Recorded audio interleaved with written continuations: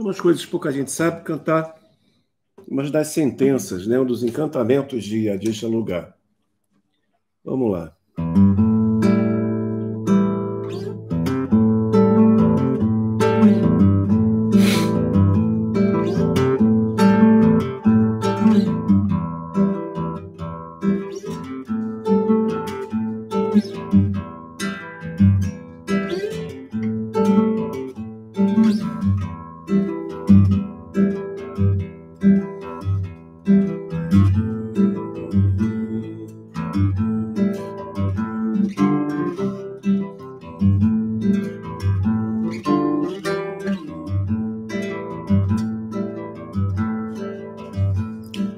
Aditya Fumiwa Ashe Kankan Nichio Oyo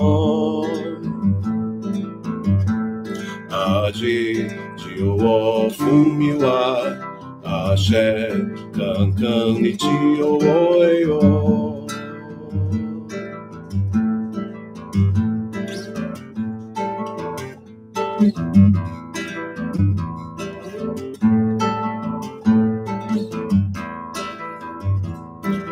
Aditya Fumiwa Ashe Kankan Nichio Oyo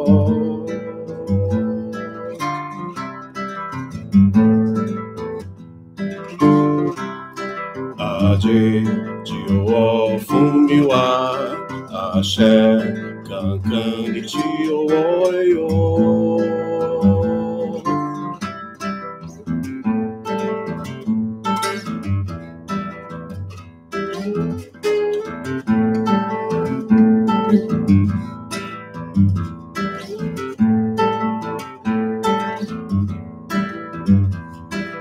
Aditya Fumiwa Ashe Kankan Nichio Oyo Aditya Fumiwa Ashe Kankan Nichio Oyo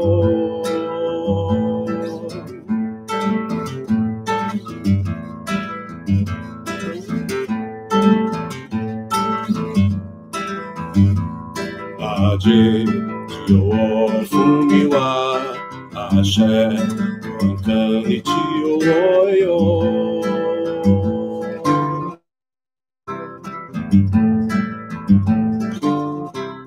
Aditya Fumiwa Ashe Kankan Nichio Oyo.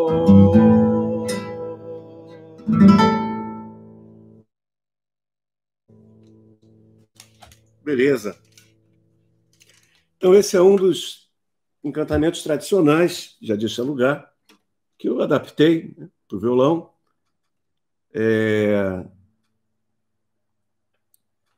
E é uma sentença interessante, né, que fala o seguinte: Aditya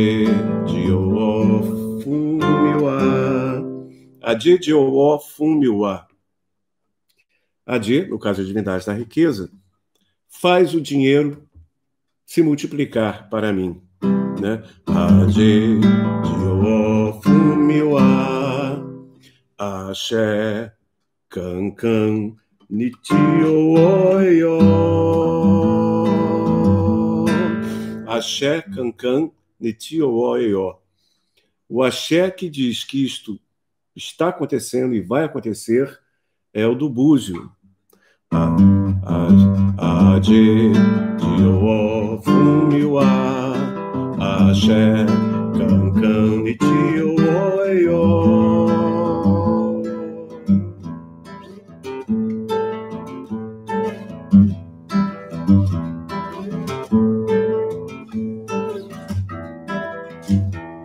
Então, esse é um encantamento super tradicional que é dito, né, nos cultos de Adê.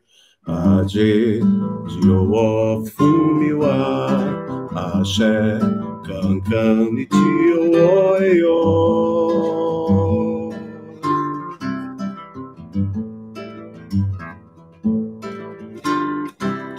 Pegaram aí? Aditya Fumiwa Axé, Cancan, Nichio, Oio. Ade, Dio, Fumiwa. Axé, Cancan, Nichio, Oio. Adi Xaluga se liga ao caminho espiritual humano e à viagem pelo espírito pela terra. Renascimento, reencarnação e encarnação. Os metais. Agora eu vou falar alguns materiais que são utilizados para a produção de prosperidade dentro desse universo. O que em magia nós chamamos de condensadores, ou seja, são materiais que trazem a propriedade da energia espiritual e energética para atingir esse resultado de prosperidade. Né? Utilizar esses materiais, seja em que circunstância for, é uma boa garantia de resultado material, é uma boa garantia de prosperidade. Então, por exemplo, os metais, né? Estanho, zinco, prata e ouro. Essa combinação desses 4 metais estão associados às 4 direções. E você tem uma referencial desses metais, tá? Num objeto, num assentamento, né? Mandar fazer um anel, não sei se é possível. Imaginou? Ia ficar bonito. Estanho, zinco, prata e ouro. Combinação perfeita. Tá? Tá? Uma ótima pergunta, Carmen Faim. O ideal é que o assentamento de Adi Xaluga deva ser na água ou de alguma forma molhado. No livro de Ami eu explico, é na água. Né? Tem um recipiente e fica na água. Tá? Até aqui, ó, meu livro, Magia Prática no Culto Ami Xorongá, o livro do bem e do mal. Eu tenho um capítulo que eu falo de Ami em relação a Adi, e tem uma foto aqui, olha. Deixa eu ver se eu vou conseguir mostrar para vocês. Que eu estou pegando assim de improviso, né? Aqui, ó, bem interessante. Esse assentamento eu vi lá nos Estados Unidos. Eu sou ligado à IFA Foundation nos Estados Unidos, né? Talvez a maior instituição de IFA do mundo, lá nos Estados Unidos.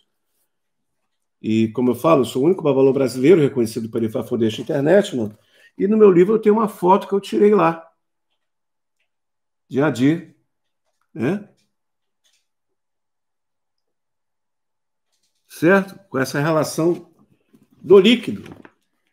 Ou seja, é fácil de entender, gente. Não fiquem... Os pudicos não se assustem. Se representa o útero, a vagina, e a vida provém da umidade da mulher, é natural que esse assentamento tenha que ter água, né, gente? É natural, não vai deixar o negócio seco. Porque seco não vai ter fertilidade. Agora, não é só água, tem folha, tem esses metais, tem uma série de coisas, né? Entendeu? Tem os rituais apropriados. Ou seja, no meu livro de Ami Xorongá, Magia Prática, o livro do bem e do mal, no capítulo 5, eu falo Adi Xaluga e Ami Xorongá, Magias de Riqueza e Prosperidade. Quem tem meu livro, dá uma olhada lá. No capítulo 5, tem vários ebós, inclusive, falando do búzio, do cauri, né? A Iguiô, Árvore do Dinheiro, tá? Então tem muita coisa que eu falo. Quem não tem, aproveite, ainda temos exemplares. 711 páginas. Magia Prática no Culto Ami Xorongá, o livro do bem e do mal. Autoria deste humilde locutor que vos fala. Tá? Babalô do Luiz Carlos de Oxalá. Tá bom?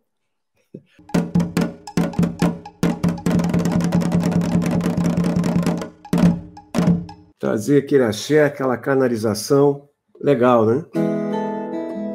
Deixa eu tirar aqui.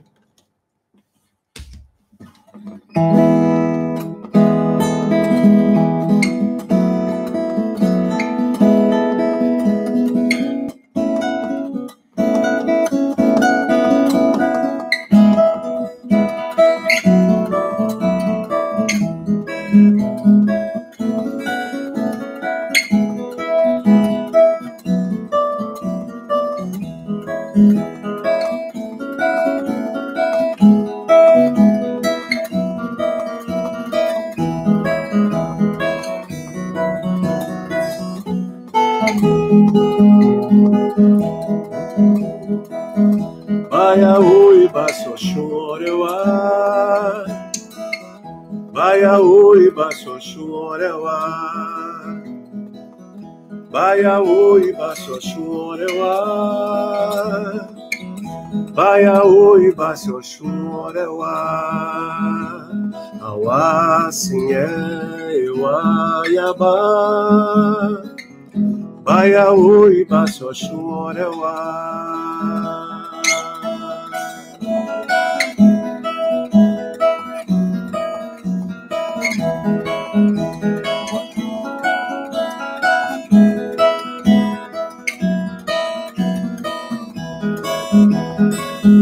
Baiaú Baço Choreuá,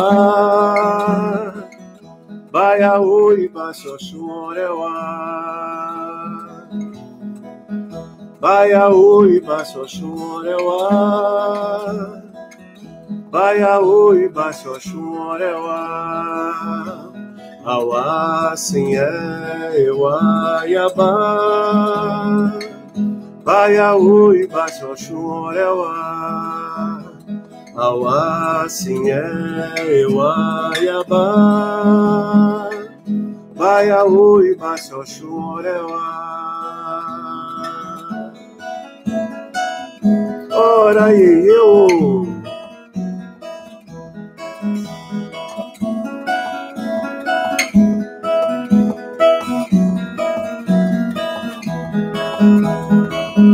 Baiaú Baço Choreuá, Baiaú Baço Choreuá, Baiaú Baço Choreuá, Baiaú Baço Choreuá, Auá Sinhé Iaiabá, Baiaú Baço Choreuá, Auá Sinhé Iaiabá, Ibaiaú Baço Choreuá.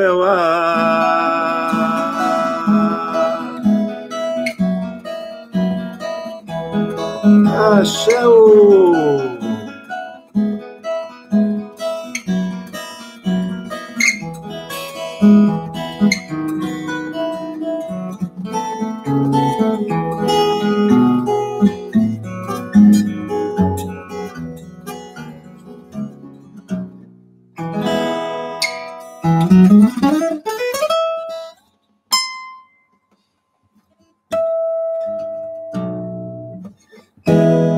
Axé, axé, axé.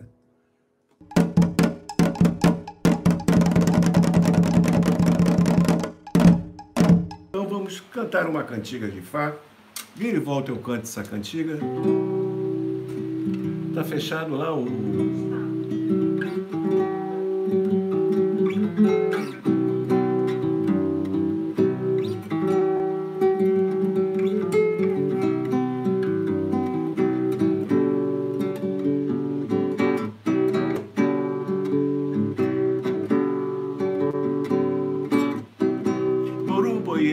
Boxixé, Agbotó, Assureuri Ofum, Orumilao, Oringele,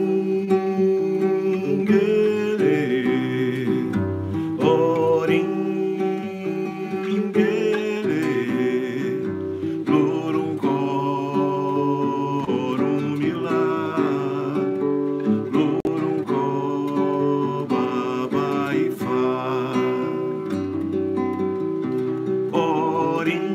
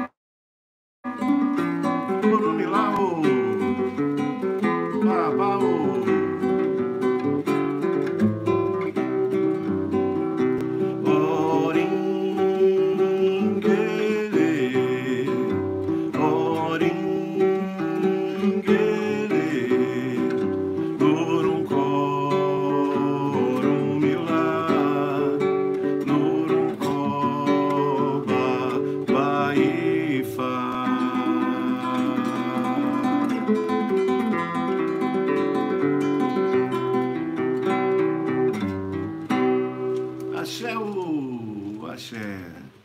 Uma linda cantiga de Orumilá. E hoje nós vamos aí recitar alguns itãs de Fá e conversar bastante sobre espiritualidade e arte. Axé.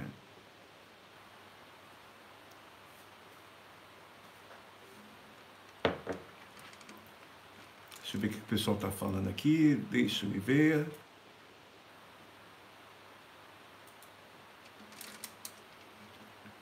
O André está falando, Noite Sem Lua no final. No final eu toco a Noite Sem Lua, que o povo adora essa cantiga de capoeira. No final.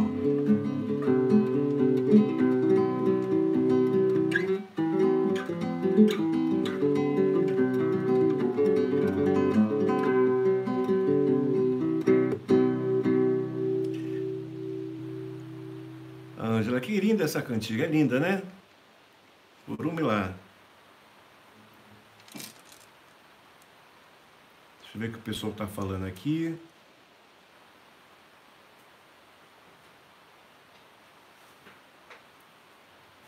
Tá, beleza. Por enquanto não tem ninguém comentando nada. Agora aqui.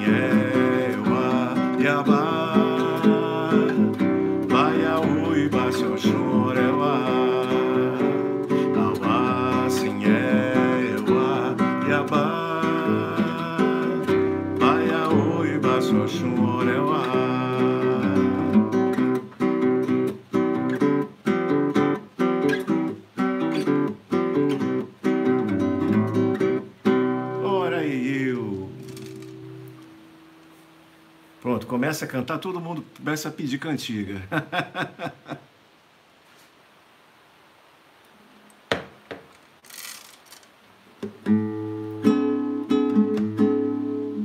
A Ângela pediu ali.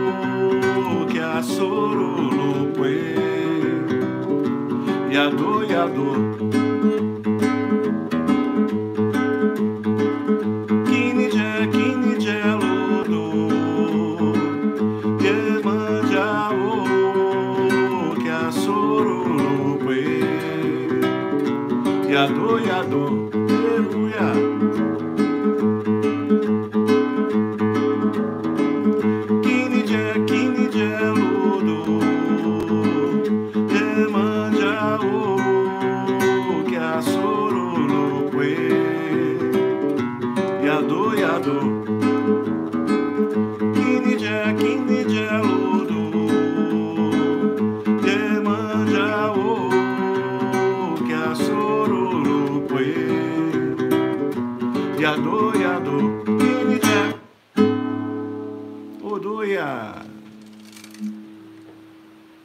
Essa foi para quem aqui? Foi para a Ângela, que pediu para cantar para Iemanjá.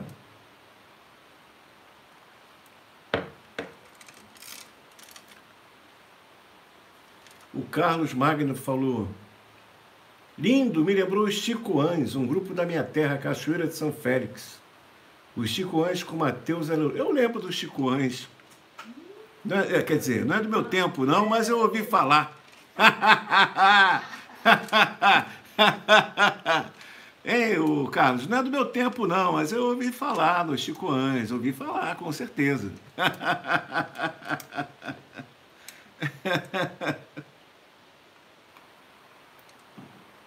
Ai, ai, ai, muito bom. Axé, Ângela. O Dilson falou, canta para o Xumaré. Arrogo, boi. Vamos lá.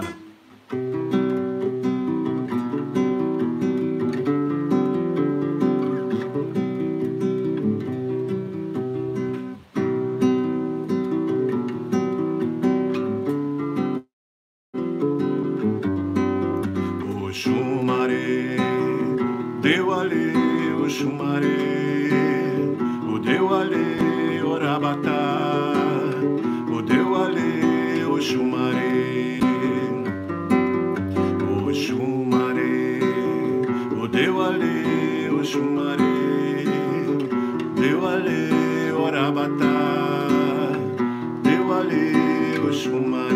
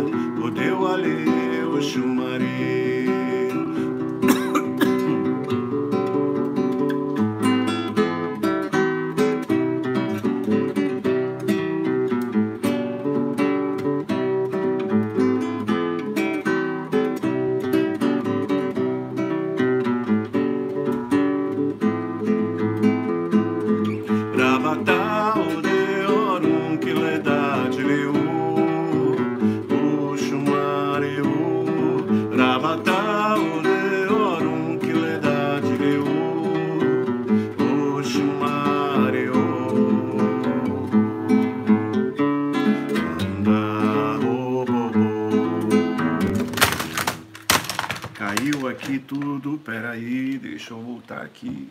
Segura aqui o violão, por gentileza. O apoio do celular caiu. Ele bola. É claro, tá cantando o CD inteiro.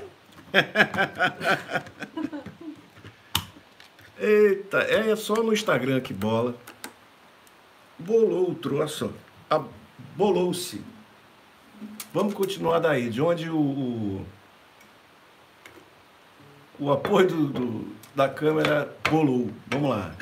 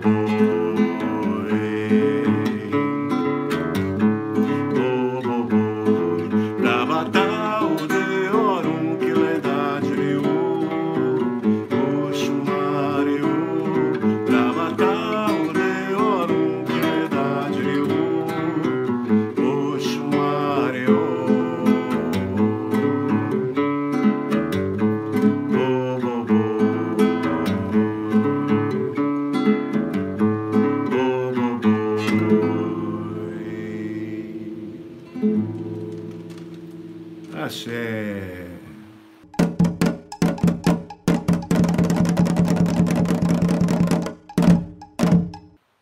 Não podemos confundir o Exu Orixá, sobre o qual eu estava falando agora há pouco, com as conhecidas entidades chamadas Exu, que existe na Umbanda, na Quimbanda e em algumas casas de candomblé, tá? Apesar de terem um nome similar, não é necessariamente igual, mas é similar, são manifestações espirituais bem diferentes, muito próprias, tá? Então, não podemos confundir o Exu o Orixá, tá? A divindade Yorubá, Orixá Yorubá, manifestação de Deus, Olodumare, em potência e em comunicação de Axé, entre outras manifestações, com as chamadas entidades Ekuru, como chamam, por exemplo, no Rio de Janeiro, os Exu Ekuru, as entidades, né?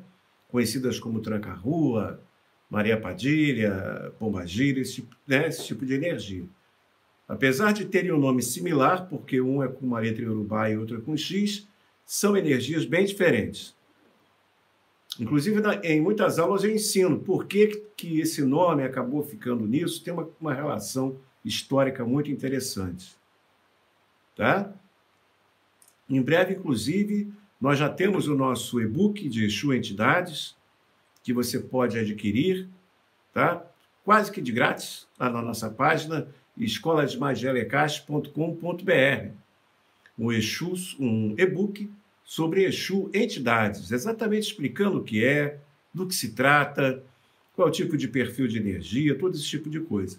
E vamos ter muitas novidades boas ainda esse ano aí sobre esse assunto, que desde o ano passado o pessoal está me pedindo um material dentro do meu estilo de abordagem, que é o estilo de magia, não de contexto religioso, de magia prática, né? O pessoal está me pedindo já, desde o ano passado, um material de magia prática para Exu Entidades. Estamos aí trabalhando nisso. Então, vamos ter boas novidades aí durante o decorrer do ano. E você já pode aproveitar e adquirir o curso, o e-book, né? Adquirir o e-book de Exu Entidades na nossa página escolademagialecas.com.br. Tem outros e-books também, de Babá Egungun, jogo de Obi, jogo de Búzios. Vale a pena conhecer o trabalho. Tá? Axé.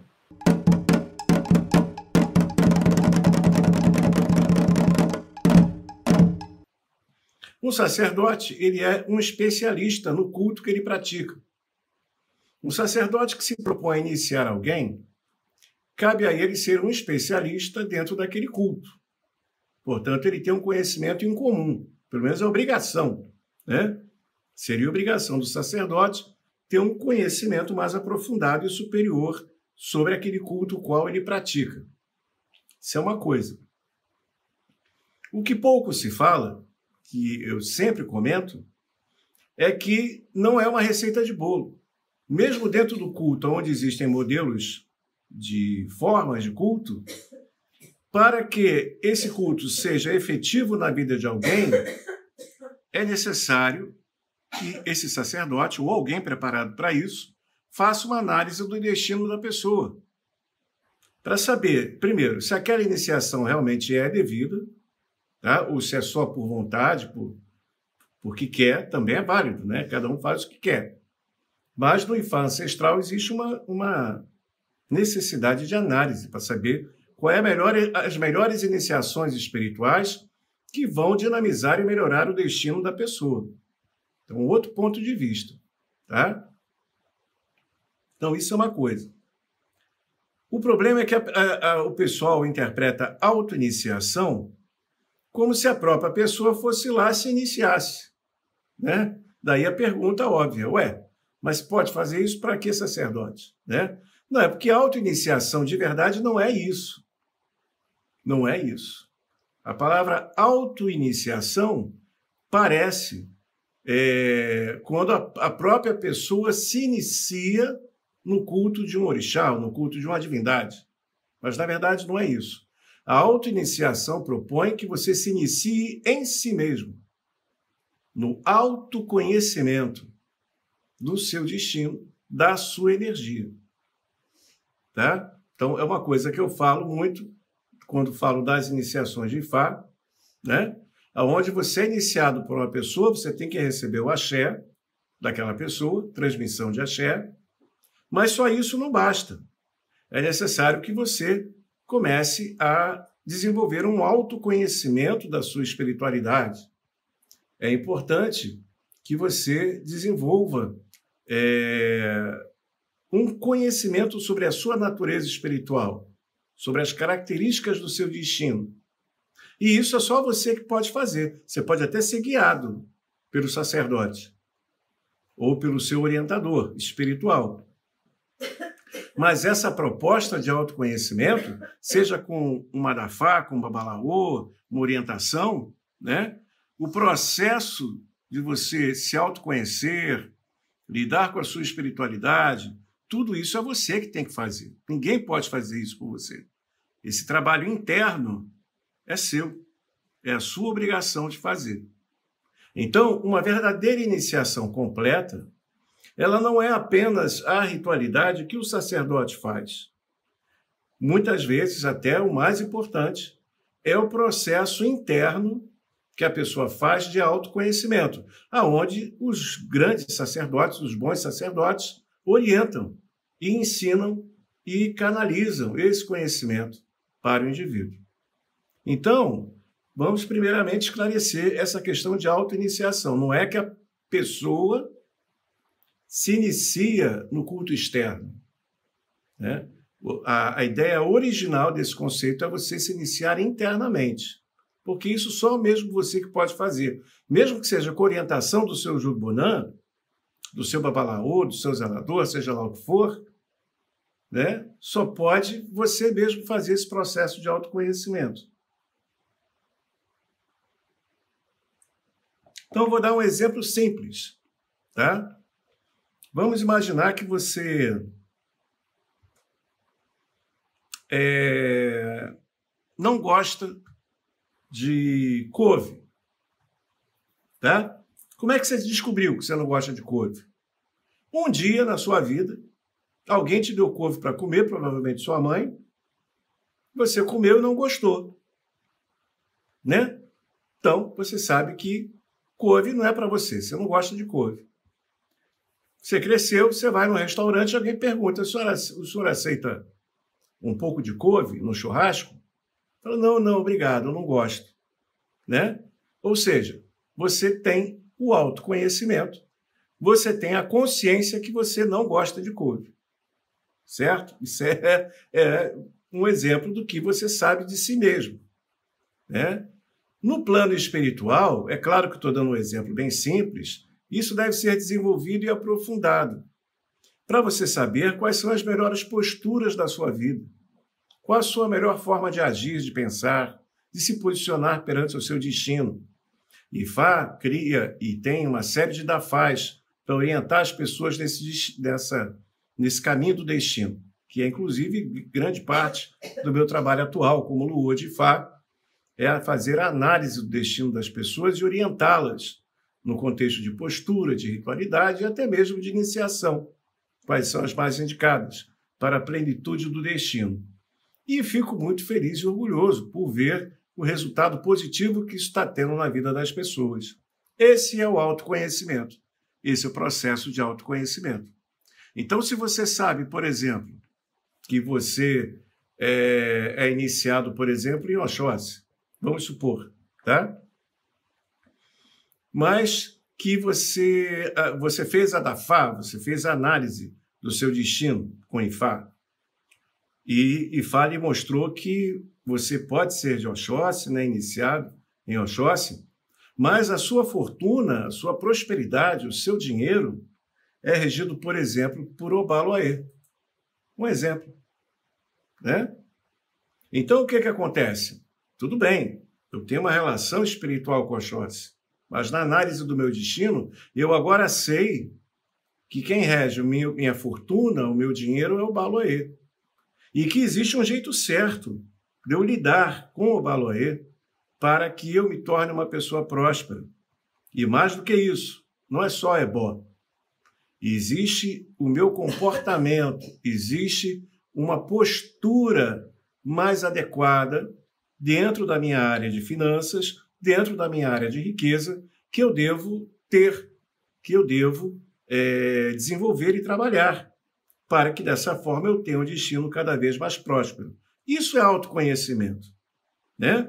Então, quando, por exemplo, eu como Luô de Fá digo isso para uma pessoa, olha, você, por exemplo, é de Oxumaré, mas a sua riqueza é regida por Obaloaê, então o que acontece? Você tem que aprender o culto da cabaça de Oxum, na relação de Ami com Obaloaê, que é a cabaça do dinheiro, como nos ensina o Itã de Ifá. Você tem que aprender a conotação, a conexão com Iaonilé, a divindade da terra, essa relação da prosperidade da terra, né? E uma série de atributos característicos. E uma coisa também interessante, o Obaloaê é um orixá famoso pelo silêncio, né? Então, se você, por exemplo, é de Oxumaré e o seu dinheiro e a sua riqueza de Obaloaê, boca fechada não entra mosquito. Parar de falar as coisas para os outros, que isso atrasa a vida de todo mundo. Para quem tem Obaloaê na área das finanças, então, da riqueza e da prosperidade, é pior ainda. E o Obaloaê é um grande orixá de riqueza. É um grande orixá de riqueza. Está relacionado à cabaça de Oxum, com a cabaça de dinheiro, dentro do culto de Ami. Tá? Então, esse é um exemplo de quê? De autoiniciação. Autoiniciação em que sentido? De autoconhecimento. Né? Então, quando nós usamos o termo autoiniciação, não é que a pessoa vai lá, vai pegar um obi, vai meter na cabeça, vai tomar um banho e vai dizer, agora eu sou iniciado. Não, não é isso. A iniciação que nós falamos aqui de autoiniciação é uma iniciação de autoconhecimento, de profundidade espiritual, de uma relação de entendimento da sua própria natureza, que é uma parte complementar à iniciação ritual, que é muito importante. Posso falar até que seja a mais importante de todas, pois só esse autoconhecimento vai promover o famoso Imulê, o pacto, a conexão segura de garantia de axé com o orixá, ou com a força espiritual com a qual você esteja lidando.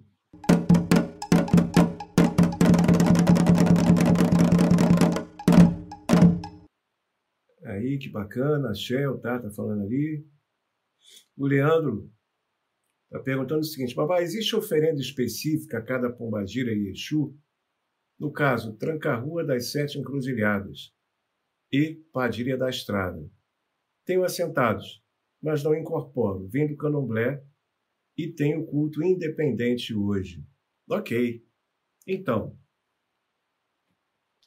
uma das coisas mais legais que eu vou ensinar no curso é que as oferendas, as ritualidades, as formas de se cuidar do Exu ou da Pombagira vai estar associado ao seu vínculo ancestral, que nós chamamos de Baculo, tá? Que é o grupo ancestral. Existem vários grupos ancestrais chamados Baculo, e eles são a base do que viríamos a conhecer como Exu e Pombagira. Então, diria como se fossem as raízes do Exu e da Pombagira. Eu comparo muito isso com o Iporiessé e Urubá, que é o núcleo ancestral, onde nós temos um grande ancestral, temos 256 antepassados, e nós somos frutos desses 256 antepassados e desse um grande ancestral. Curiosamente, os grupos Baculo, os ancestrais dos Exus e das Pombagiras, também funcionam muito parecido. Natural, é um conceito africano, bastante comum entre os povos. Aonde você vai ter o grupo Baculo ancestral, que pode ser um, dois ou mais da sua entidade, e você vai ter o Nissunda. O Nissunda é o ser de grande poder, que é aquele ancestral de grande autoridade dentro do núcleo ancestral. Então, a oferenda específica existe, o assentamento específico, correto de fazer, tudo isso existe, é personalizado conforme o Baculo, o grupo ancestral ao qual o Exu pertence. Tá?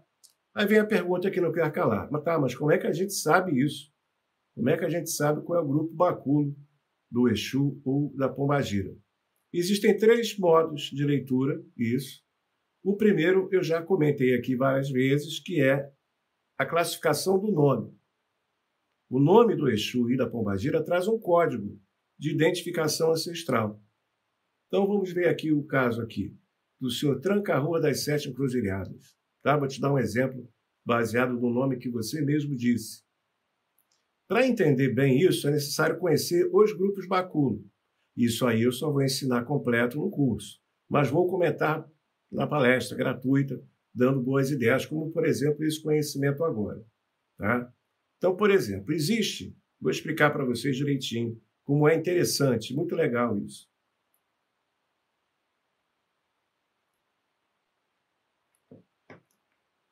Nós temos um grupo Baculo ancestral chamado Bengue, tá? Que significa objetos significativos, os objetos sagrados. Toda entidade que traga o nome tranca, a tranca é um totem, é um objeto sagrado. Então, o que não pode faltar no assentamento de Tranca-Rua? Uma tranca, óbvio, porque é o objeto símbolo, tá? De todo aquele clã, digamos assim. Ok?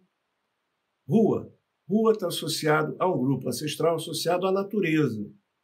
Existe um grupo ancestral, um grupo Baculo ancestral associado a regiões e áreas da natureza. Tá? Então, já é um outro grupo ancestral. Ok? A encruzilhada também é uma área associada à natureza. Então, pegando como base simples, o senhor Tranca-Rua das Sete Encruzilhadas tem dois grandes núcleos ancestrais. O núcleo ancestral dos objetos significativos e sagrados e o núcleo ancestral das áreas da natureza. Certo? Cada um desses grupos ancestrais tem uma lista de folhas, materiais, metais, etc., etc., etc., que representam esses grupos ancestrais. Portanto, um bom assentamento, uma boa oferenda para o senhor Tranca-Rua das Sete Encruzilhadas usaria os materiais desses grupos ancestrais, ok? Que são as raízes ancestrais desse Exu. Dessa forma, isso daria a ele muito mais força e poder, porque estaria canalizando, em essência, a origem ancestral dessa entidade. Tá? No decorrer dos anos, no decorrer dos séculos, os sacerdotes sabem disso, eles sabem, nem que seja intuitivamente, né, o que deve usar. Mas esse conhecimento de forma organizada meio que se perdeu. E é claro, eu, além da minha vivência, fiz uma profunda pesquisa histórica, psicológica, uma análise profunda para poder montar esse curso. Né? Só o livro desse curso tem mais de 700 páginas, só falando sobre Exu. Fundamentos mesmo. Só o livro. São 125 videoaulas. Tá? 125 videoaulas. Então, é um conhecimento antigo, agora organizado e explicado de uma forma simples e prática para todos. Tá? Então, eu dei esse pequeno exemplo para você entender mais ou menos como é que funciona. O primeiro segredo que a gente descobre está no nome. Essa é a primeira leitura. A gente associa aos grupos ancestrais Baculo, que são a base dos Exus, das Pombagiras, dos Malandros, todas essas linhas, tá?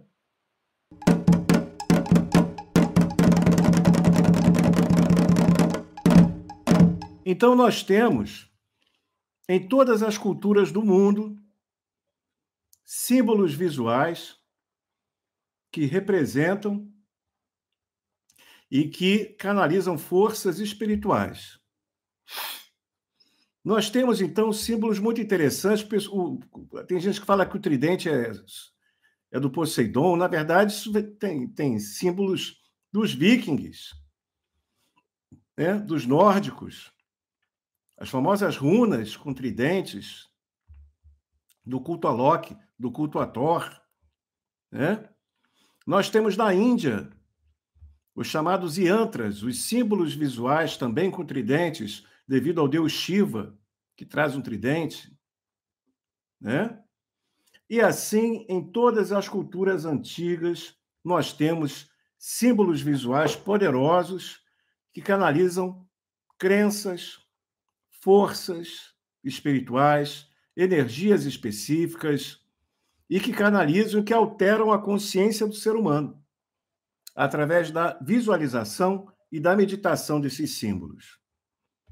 Na magia moderna, esses símbolos são chamados de sigilos. E não é tão moderno isso, não, tá? Então, nós temos várias técnicas de sigilos, desde os camea, os quadrados mágicos, a várias outras formas de sigilização. E na Umbanda, e na Quimbanda, e na tradição da magia brasileira, nós temos o que muitas pessoas chamam de pontos riscados. Quem já não foi num terreiro, numa gira de caboclo, de preto velho ou de Exu, e observou que as entidades estavam fazendo desenhos no chão, né? O que muita gente chama na Umbanda da chamada Lei de Pemba. Ora, esses desenhos que essas entidades fazem ou no chão, ou numa placa de madeira, ou às vezes numa parede, depende da situação, né? São exatamente isso que eu estava falando. São símbolos visuais, canalizadores de forças e energias espirituais poderosas e que, ao mesmo tempo, trazem uma alteração de consciência ao médium e a quem o vê. Por isso se fala que o ponto riscado firma a gira. O que é firmar a gira? É alinhar o fluxo energético do ambiente e, ao mesmo tempo, direcionar para uma intenção ritual, para uma intenção que se propõe a atingir um objetivo. Tá? Então, nós vamos ver, então, que o que é compreendido como uma ferramenta de Exu é uma reprodução em metal desse sigilo mágico, desse ponto riscado, que eu gosto de chamar de sigilo riscado. E que no meu curso Magia Prática Exu Catiço ensino como as pessoas podem ler e como podem fazer, usar esses sigilos riscados para as mais diversas finalidades, inclusive a finalidade da ferramenta, com a respectiva intenção ritual.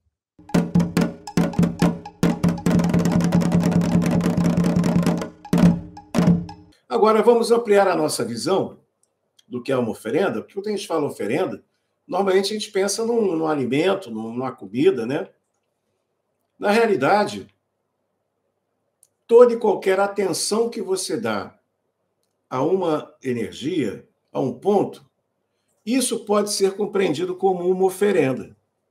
Vamos dar um exemplo? Uma oração, né? Então, dentro do universo do candomblé, a pessoa faz um oriqui, uma adurá, uma reza. Essa reza, ela direciona atenção à força espiritual, ao orixá, né? À entidade. Essa atenção que é direcionada através da reza cria uma ponte entre a pessoa e o orixá, né? Uma cantiga. Então, muitas vezes eu faço aqui, eu pego o violão, canto algumas cantigas de orixá, de entidades. Esse é um ato litúrgico. Esse é um ato de uma oferenda. Sim. Então, às vezes, quando eu pego um violão e canto uma cantiga de orixá, eu estou fazendo uma oferenda àquele orixá. Não é uma oferenda material, palpável, mas é uma oferenda de atenção, de sensibilidade, de arte, de emoção, de fé. E muitas vezes, essas nossas pequenas oferendas de fé, de sentimento, de atenção, quando feitas cotidianamente, tornam-se até muitas vezes mais poderosas do que aquelas grandes obrigações rituais. Então, a pessoa fica um ano sem ter contato nenhum espiritual, com nenhuma força espiritual. Aí chega no determinado período, faz aquela obrigação enorme, né? Gasta aquela fortuna. No entanto, ela teria muito mais resultado se ela todo dia por exemplo, cantasse uma cantiga ao seu orixá, por exemplo, levasse seu pensamento ao seu orixá, fizesse um oriqui, um adorá, ou uma reza espontânea, né? Então, todo dia você coloca um grão de areia na praia. Dessa forma, através desse seu exercício de atenção, você consegue manter um laço de união entre você e seu orixá, entre você e sua espiritualidade. Se você soma essa prática a um ritual de pequenas oferendas votivas, por exemplo, uma vez por mês, na lua cheia, ou tem gente que faz a cada semana, uma pequena oferenda votiva ao seu ori, ou à sua entidade, ou ao seu orixá, essa aparente pequena prática ritualística vai trazer a você uma manutenção de axé positivo em sua vida muito clara, muito direta. E dessa forma você tem uma prática espiritual que eu costumo chamar de prática meditativa afro, uma afromeditação, né? Quase um acharô ifá, que é onde você, ao direcionar a sua atenção ao seu orixá, à sua entidade, você mantém afinada essa relação espiritual e dessa forma você está sempre alimentado espiritualmente. Dessa forma você está sempre potencializado dentro da sua espiritualidade.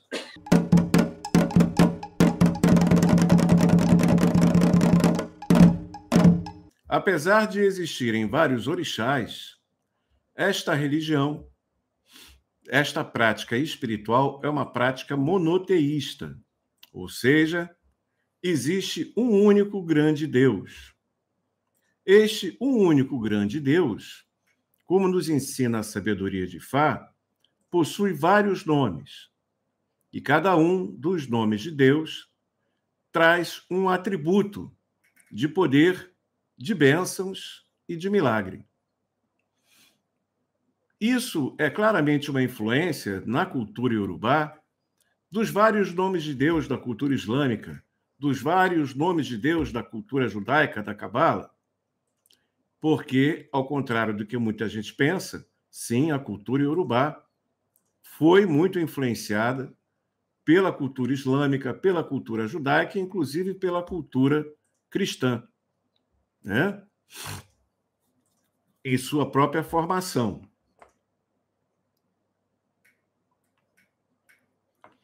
Entre esses vários nomes de Deus, nós temos um nome muito conhecido que se chama Olorum. Olorum é o Senhor do plano espiritual. Muita gente traduz Orum como céu e o Aie como terra. Mas, na realidade, a palavra Orum significa o grande plano espiritual, a dimensão espiritual, enquanto o Aie é a dimensão física, tá? É a dimensão física. O que une o plano espiritual, o Orum, ao Aie, é o Isalu Orum, que é o luar. O luar é a grande força espiritual que une o plano espiritual ao plano físico. Então, a estrada que une o plano espiritual ao plano físico é representado pelo luar, tá? Então, eu não vou ficar aqui falando muitos nomes em Yorubá, e sempre que eu falar algum nome, eu vou trazer a tradução e explicar o conceito, tá? E isso não é só na cultura Yorubá, não. Inclusive, na cultura Banto, a palavra ali é Ji, também é esse luar que faz a ponte entre os mundos, tá? Portanto, o orixá ou a divindade que controla o luar é extremamente poderoso, né? Então, nós temos, voltando, nós temos um Deus único com vários nomes. Alguns desses nomes são Olorum, o Senhor da dimensão espiritual. Também temos um outro nome que se chama Oigi-Igi Okutaiku, que significa a poderosa pedra imutável que nunca morre. Esse nome, belíssimo, fala da propriedade da eternidade. Deus é eterno, né? Olorum, Deus é o Senhor das dimensões espirituais. Oigigi Okutaiku, a poderosa pedra imutável que nunca morre. Deus é eterno, o princípio da eternidade.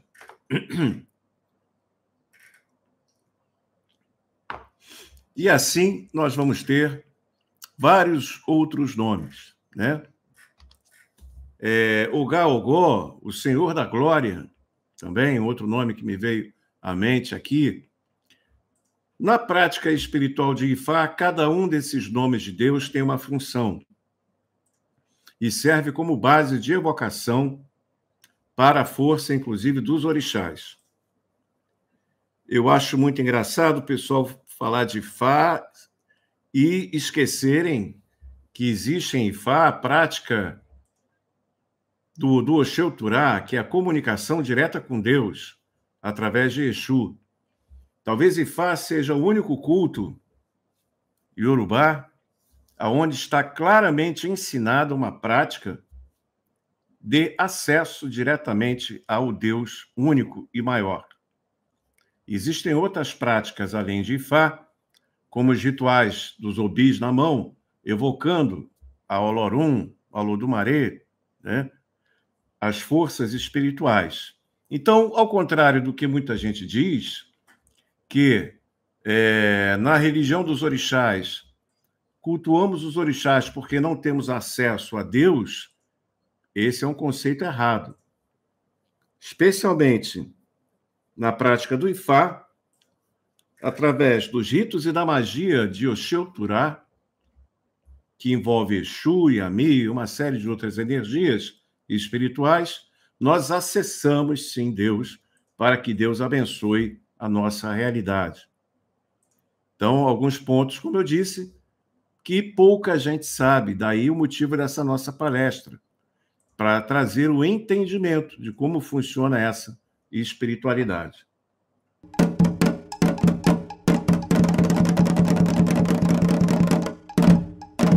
Dizem que o axé dela é nas lixeiras, terrenos abertos, como falam as lendas dela. Então já venho com essa energia de muito tempo, inclusive sonhei em uma árvore ofertando um cigarro a ela, Maria Mulambo. Ok. É Yara Gabriele, né? Então, Yara Gabriele está perguntando aqui sobre Maria Mulambo, né? Sobre essa questão de axé de lixeira, terrenos abertos, etc. Veja só, a palavra mulambo, assim como a palavra pelintra, utilizada para o nome de Zé Pilintra, é uma ironia, né? Está falando de pessoas mal vestidas, né? Esse cara aí é um mulambo, ele anda mal vestido, ele anda todo rasgado, todo pobre, né? A palavra pilintra também, muita gente pensa que pilintra é pilantra, mas não, a palavra pilintra no português também fala sobre essa coisa do pobre, né? De como o pobre se veste, tá? E existem muitos nomes associados a entidades, Exus e Pombagiras, que ironiza essa questão do rico e do pobre, né? Então, existe um grupo, digamos assim, de família ancestral da Quimbanda que transita com o poder da riqueza e da pobreza. E várias entidades lidam com esses títulos, com essas funções energéticas que trabalham no eixo riqueza-pobreza. Muita gente critica também as questões das lixeiras, né, sobre essa questão, mas é curioso como até no conceito de Egbeorum e Urubá existe um grupo de Egbeorum associado à lixeira. Essas questões da lixeira, como a calunga, o cemitério, etc., possuem energias transformadoras, né? Então, são conceitos que estão associados à transformação. né? A morte e o renascimento. Tudo aquilo que não tem mais função, tudo aquilo que não serve mais, como o corpo físico após a morte, aquilo é reciclado, né?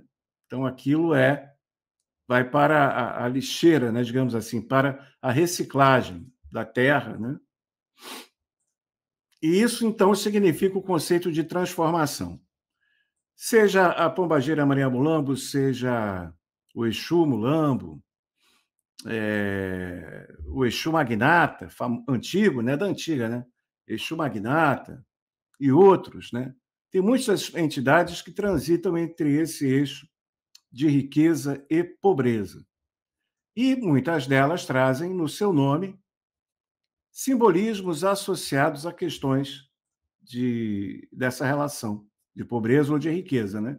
Como eu citei agora o Exu Magnata, temos também o caso do Exu Mulambo, né? A pombagira Maria Mulambo, ela é uma pombagira muito antiga e diz algumas fontes dos caminhos espirituais afirmam que a falange de Maria Mulambo cuida das pessoas que moram na rua, né? Os mendigos, né? Que vivem na rua e que passam, né, muita dificuldade. E não apenas a questão da Maria Mulambo, mas do próprio Exu Mulambo também, que é inclusive o que é considerado uma entidade chefe, digamos assim, de trabalhos espirituais, estaria associada ao o auxílio das pessoas necessitadas que passam dificuldades na rua, né? Então, como eu disse, é mais um grupo de entidades espirituais da Quimbanda que trabalha com esse eixo riqueza e pobreza. Então, como os macumbeiros da antiga sabem, muitas entidades que trazem no nome questões ligadas à pobreza, se você sabe lidar direito com essas entidades, elas são ótimas para produzir boa sorte e riquezas, né? Agora, tem que saber fazer direito, senão oscila, né? Tem aquelas fases de ganhar muita grana e depois cai. Aí tem dureza, né? Aí fica numa dureza danada, quando não é roubada, né? Conheci muita gente ligada a essas entidades que, por não saber lidar direito com essas entidades, entre a relação médium e entidade, tinha esses ciclos, né? Às vezes, muita sorte financeira, ganhava muita grana, depois caía geral, passava um período muito difícil. Depois, esses ciclos de altos e baixos, né? Isso também tem muito a ver com ancestralidade, não estou dando crédito isso só à questão da pombagira, né? Mas muitas pessoas com esse eixo de ancestralidade trazem, por exemplo, entidades dessa faixa vibratória, né? É o que dá para falar assim rapidamente, tá? Uma entidade muito antiga, muito poderosa e que vale a pena aprender a cuidar direito, porque é uma entidade espetacular, tá bom? Eu falo muito nela no meu curso de Magia Prática e Chucatiço, e também nesse grupo ancestral, né, chamado Báculo, né? O báculo ancestral da riqueza e da pobreza, das linhas de Quimbanda. Tem várias entidades que trabalham com esse eixo vibracional da riqueza e da pobreza. Tá bom? Então, deixa eu me lembrar aqui, quem perguntou foi a Yara Gabriele. Tá bom? Muito axé, obrigado pela sua participação. Tudo de bom, axé.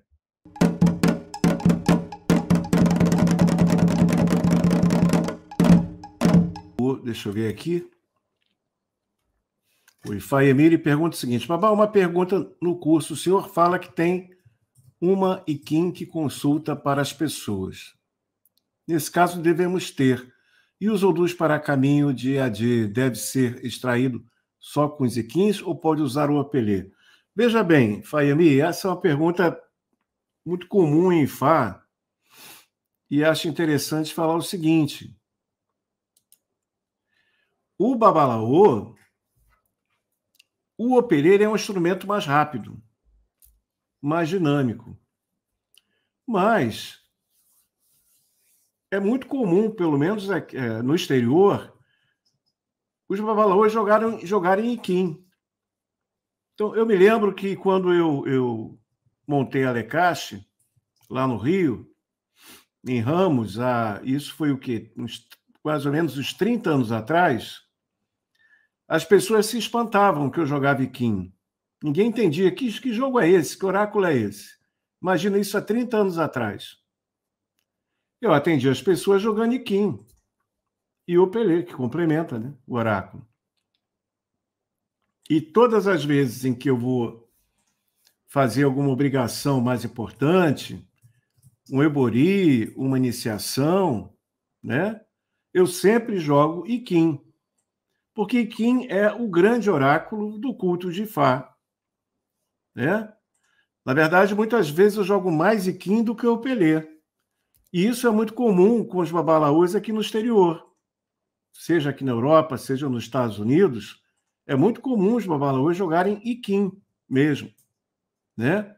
O Pelé é aquela consulta mais rápida, mas não se abre mão de jogar Iquim em Ifá. É o grande oráculo de Ifá. Curiosamente, no Brasil, eu não vejo muitos babalaôs jogando Iquim. O Iquim é mais um objeto de veneração, né? Para quem não sabe o que é o Iquim, Iquim é o coquinho de Dendê, que representa o orixá Orumilá, o orixá da sabedoria. Tá bom? Então, não há problema nenhum em tirar um Odu com o Opelê.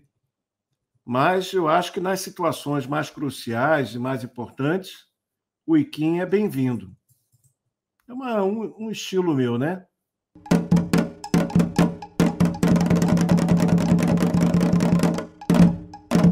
Ó, nós temos uma pergunta lá no Instagram, o Café com Farinha está falando o seguinte, olha só que interessante, ó. Apareceu nos búzios que sou perseguido pelas Iamins. E elas retiram quase tudo que ganham. O que posso fazer para resolver isso? Então, vamos lá. Primeiramente, a energia que o pessoal chama das Iamins está associada à fertilidade. Não é elas que tiram o que você ganha. Possivelmente você tem uma grande influência de ancestralidade feminina, e isso na palestra eu vou explicar detalhadamente o que é isso, né? E isso faz você, como homem, ter fundamentos e relações mais importantes e maior influência da ancestralidade feminina dentro da configuração do seu destino. E se isso está mal posicionado, se isso vem já com um problema do Iporiessé, da área ancestral, particularmente o Ciessé, do pé esquerdo, da ancestralidade feminina, isso pode prejudicar a fertilidade dos seus caminhos. Então, não é que ela retira o dinheiro que você ganha, é que você ganha e esse dinheiro não se multiplica, ele não rende. Né? O pessoal usa, no Rio de Janeiro, o pessoal tem um termo que fala, como é que é? É dinheiro de pai solteiro, né? É mais ou menos isso que se fala lá, que não rende, o dinheiro não se desenvolve, não se multiplica, né? Então não é que tira o que você tem, é que esse dinheiro não consegue ser melhorado, ser dinamizado, tá? Isso, se for o caso mesmo, né? Que você está dizendo que apareceu nos búzios, né? Se for o caso, está relacionado à ancestralidade feminina. Existem formas seguras de resolver esse tipo de problema, tá bom? E, inclusive, essa pergunta do café com farinha explica uma pergunta muito comum: homem não mexe com Yami.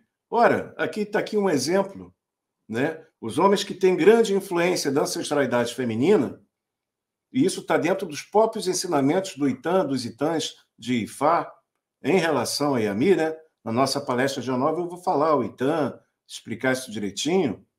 Esses homens têm necessidade de lidar com essa energia. E na hora em que lidamos com Yami ou Xorongá de uma forma coativa, a história é um exemplo disso, a vida ganha uma qualidade de fluência, de coisas, de realizações maravilhosas.